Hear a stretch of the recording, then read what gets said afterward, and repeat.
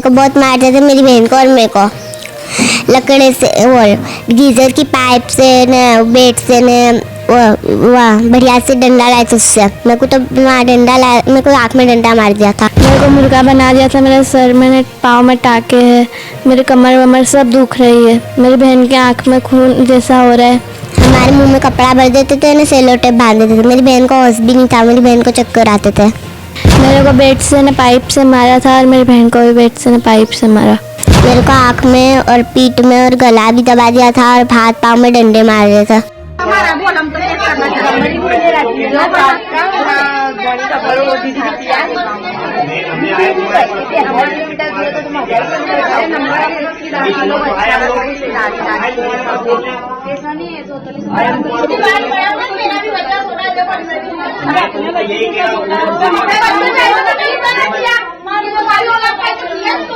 मेरे को ये मेरा सगा बच्चा है, ये मेरा कोई लगता है। आज ये कितने दिन की जान चल रही है, ऐसा क्या कर दिया उसने, किसी के साथ भागने क्या गलती करी पर वो तो बताओ, बच्ची ने गलती क्या करी? बोलो, ये गलत बात है।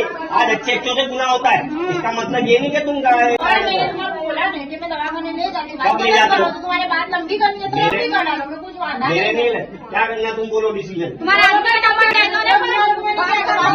इतने का डिसीजन नहीं है, खाली मेरे को बुलाया इसलिए कि आप इनका भरे तो तुम इनका बोलो। जिनके बच्चे हैं उनको सौंप दो। कोई बाहर वालों को बोलने नहीं जा रहे,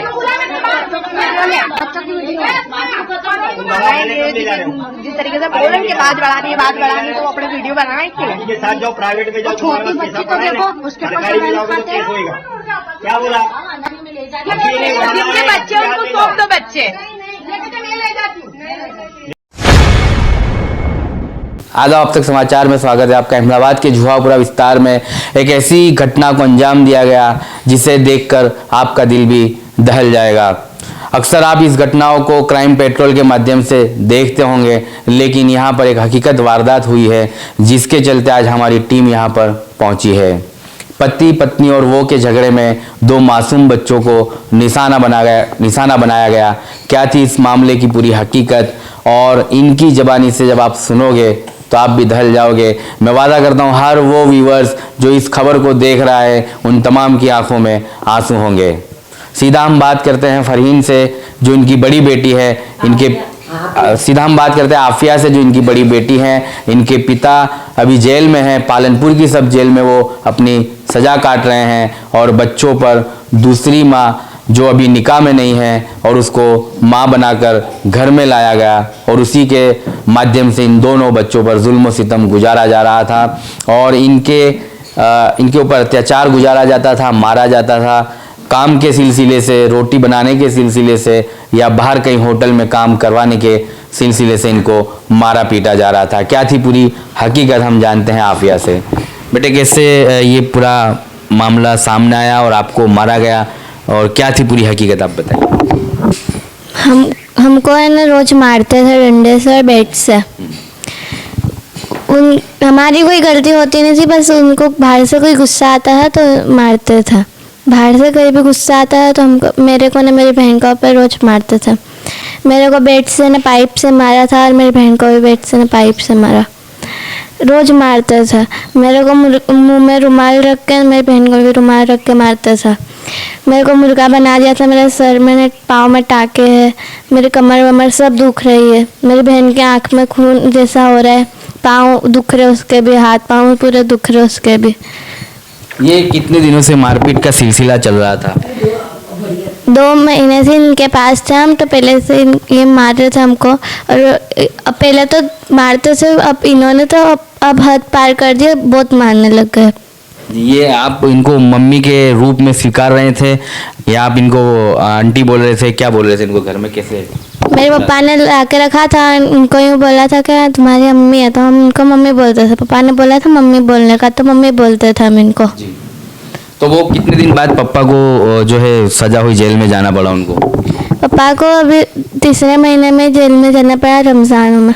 अच्छा, तब तक आप तीनों जो है साथ में रहते थे, आपकी मम्मी और पापा और आप दोनों? नहीं, हम हमारे दादा दादी पास ही रहते थे। बड़ी अम्मी बड़े पापा दादा पास रहते थे। तो यहाँ आए आपको कितना टाइम हुआ? 2 महीने से हम यहाँ पर है। वो मेरी मम्मी ने जो है ना, उन्होंने बोला था कि तुम्हारे पापा से मुलाकात करने ले जाती हूँ जेल में? हाँ, तो उन्होंने फिर हमको बुला लिया इधर, तो फिर मुलाकात करके आया, तो फिर हमको भिजवाया नहीं, फिर मैं दादा दादी पास। फिर यहीं रहे आप? हाँ।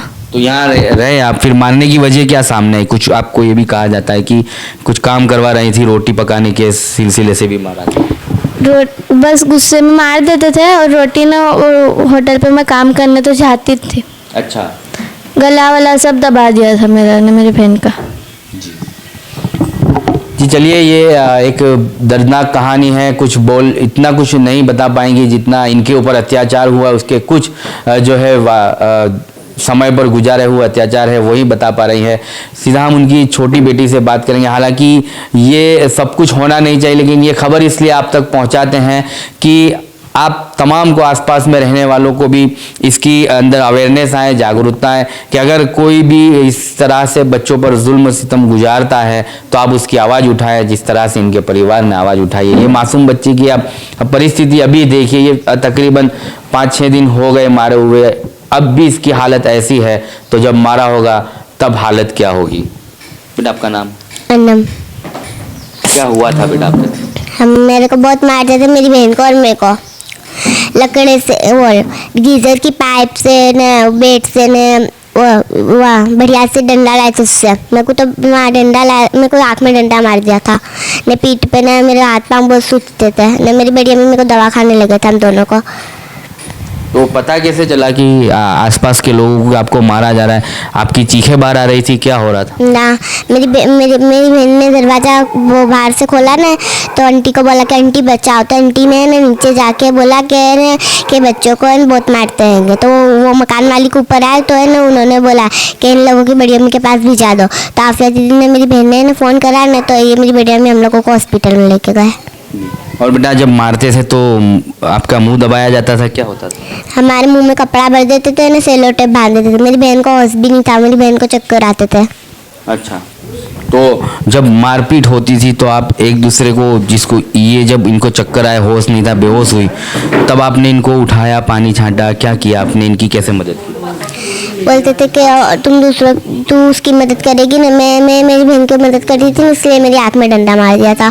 ऐसे तो रोज मारते हैं, हमारी कोई गलती भी नहीं होती, इसके लिए बिना फालतू मारते हैं हमारे को।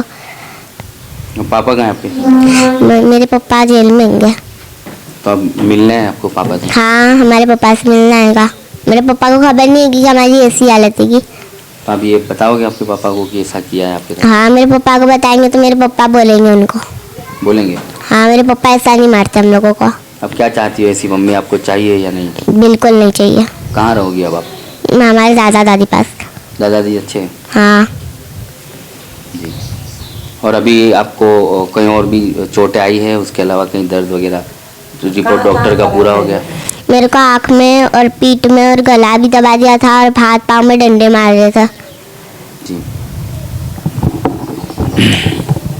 चलिए, ये थी पूरी कहानी इन मासूम बच्चों की। जिस तरह से हम क्राइम पेट्रोल में अक्सर घटनाएं देखते हैं, सुनते हैं, लेकिन यहाँ पर हकीकत में ऐसे मामले को जो है दिखाया गया, दर्शाया गया कि इन 2 मासूम बच्चों को, पति पत्नी और वो के झगड़े में इन 2 मासूम बच्चों का बलिदान दिया जाता है। और ये दोनों बच्चे अगर समय सूचक थे, पड़ोसी ना आते और इनकी खबर अंतर ना पूछते, तो आज इन दोनों बच्चों की जान भी जा सकती थी। ऐसे मामलों में आसपास के लोगों को भी अवेयरनेस लानी चाहिए, और जो परिवार के लोग हैं इस तरह से अगर जागरूक ना हुए होते तो इन दोनों बच्चों को आज अपनी जान गंवानी पड़ती।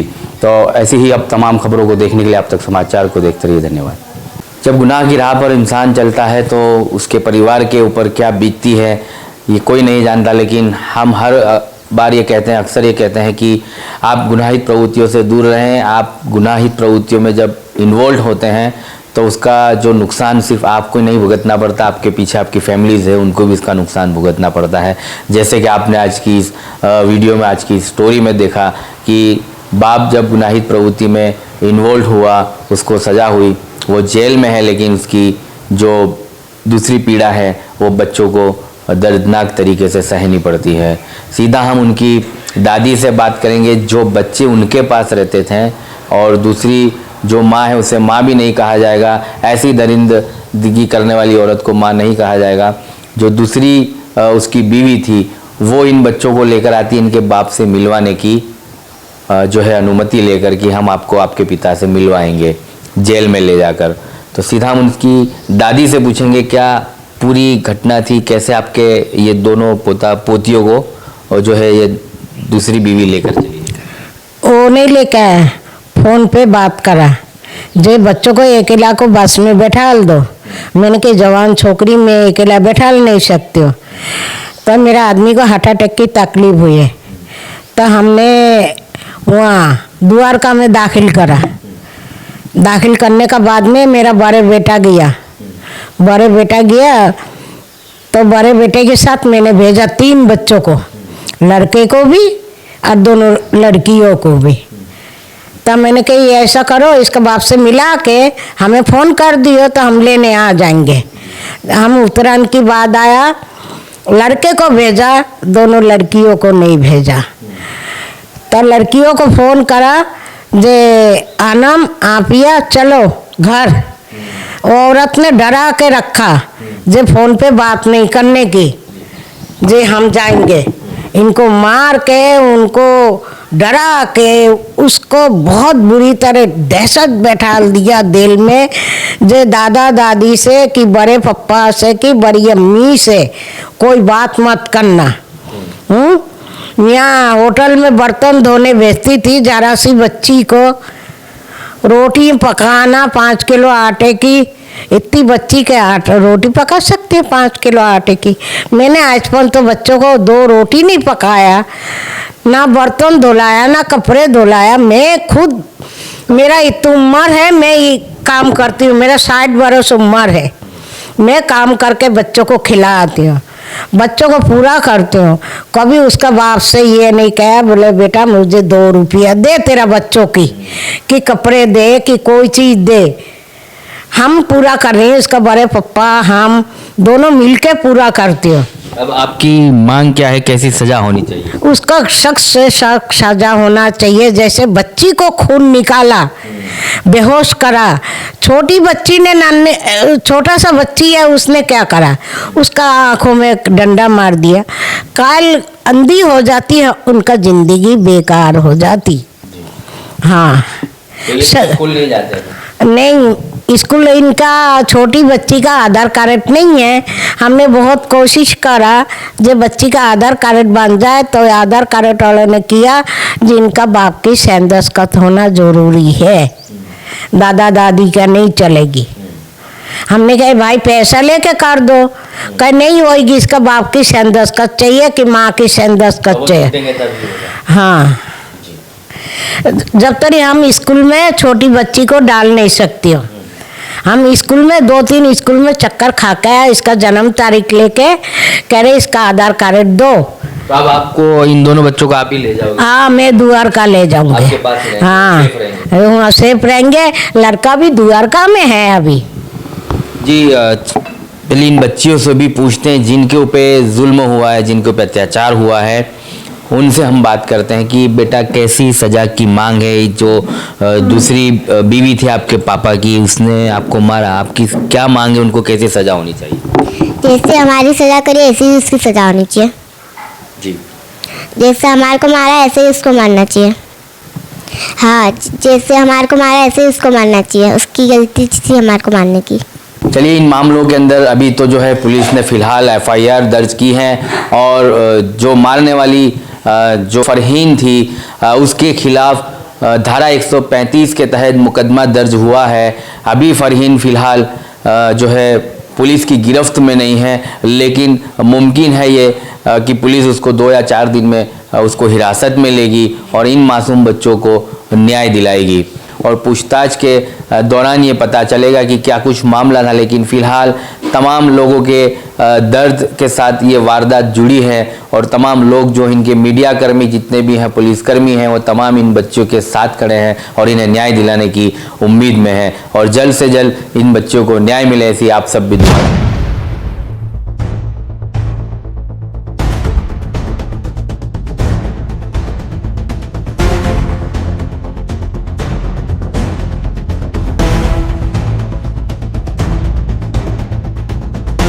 આમાં એવું છે 11 જાન્યુઆરીના રોજ બપોરે 1:30 વાગે આશીર્વાદ ફ્લેટ છે ફતેવાડીમાં, એમાં 605 નંબરના ફ્લેટની અંદર બાળકો રડવાની અવાજ આવી એટલે જે 409માં રહે છે એ ફરિયાદી પોતે ત્યાં ગયા અને એને જોયું તો નાની બાળકીને એની જે મા છે એ દંડા વડે મારતી હતી અને એટલે એને છોડાવી તો એની સાથે પણ એને મગજમારી કરીને અપશબ્દો બોલ્યા. એ અનુસંધાને ફરિયાદ થઈ છે. જે બાળકીઓને મારતા હતા એની સાતેલી માં છે, એકચ્યુઅલી એના જે હસબન્ડ છે એનડીપીએસના ગુનામાં પાલનપુર જેલ ખાતે છે. આ કાયદેસરના લગ્ન કરેલા નથી પણ પત્ની તરીકે રાખે છે અને એની સાથે એના જે બાળકો બે રહે છે, જેને માર્યા છે એક 14 વર્ષની હતી અને બીજી 5 વર્ષની હતી. મારવાનું કારણ શું હતું? કારણ કે બહુ ગંભીર રીતના દીકરીને મારી હતી અને આગળની તમે શું કાર્યવાહી હાથ ધરી? એમાં જે અત્યારે કારણ જે મળ્યું છે પ્રમાણે બાળકોએ રમકડાની માગણી કરી અનુસંધાને માર્યા હતા અને એના વિરુદ્ધમાં વિજલપુર પોલીસ સ્ટેશનમાં બીએનએસ સેક્શન 115(2), 352 ને જીપીએફ 135 મુજબનો ગુનો દાખલ કરવામાં આવ્યો છે. હા, મેં કીધું એમ લાકડીથી મારતા હતા. પોતાના બાળકો છે જે પ્રમાણે ટ્રાફિક માહિતી બનતી શેરખાન છે જેલમાં છે જે બીજી પરિવારવાળાને ખબર નથી કે સાચી માતા કે વાત હતી કે હોટલમાં કામ કરવા માટે લઈ જતા હતા, કામ કરવા જવાની ના પડી, એવો કોઈ ચોક્કસ કારણ સામે છે પરિવારના દાવા પ્રમાણે? એમાં એવું છે કે મેં હમણાં થોડી વારમાં કહ્યું એ પ્રમાણે આ સોતેલીમાં છે એકચ્યુઅલી જે આરોપી છે જે જેલમાં છે ને પિતા, બાળકોનો પિતા, એ શેરખાન છે એની કાયદેસરની પત્ની નથી પણ પત્ની તરીકે રાખે છે એની સાથે, એવું છે.